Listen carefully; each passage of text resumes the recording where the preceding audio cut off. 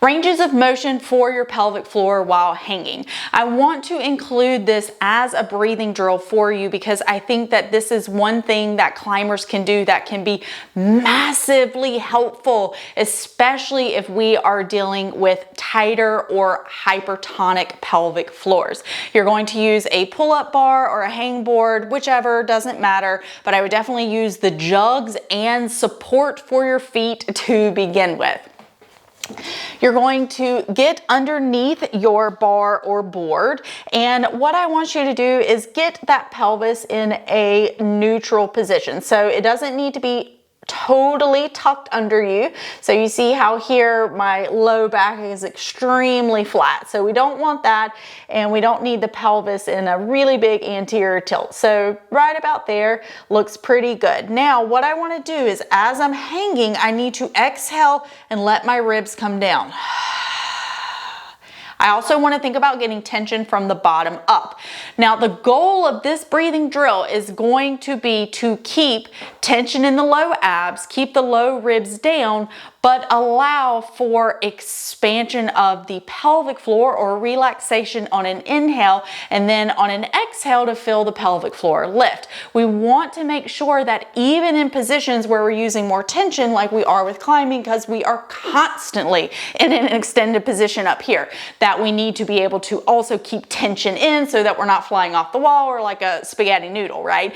But our pelvic floor doesn't need to stay like this the entire time that we're climbing. So it can be really good training neuromuscularly to help the pelvic floor realize that, hey, even when I am on the wall, there are times when I can relax, okay? I don't want you to think about your pelvic floor while you're climbing, but this is a really great warm-up that we can use to just help our bodies understand that there are different strategies besides always being clenched up that it can use. All right, so you're gonna hang, get in that really nice neutral position. Exhale, rib comes down, deep core comes up. Now you're going to inhale, and I want you to think about on that inhale, letting your pelvic floor bloom like a flower and just open and relax without losing all of the tension in your core.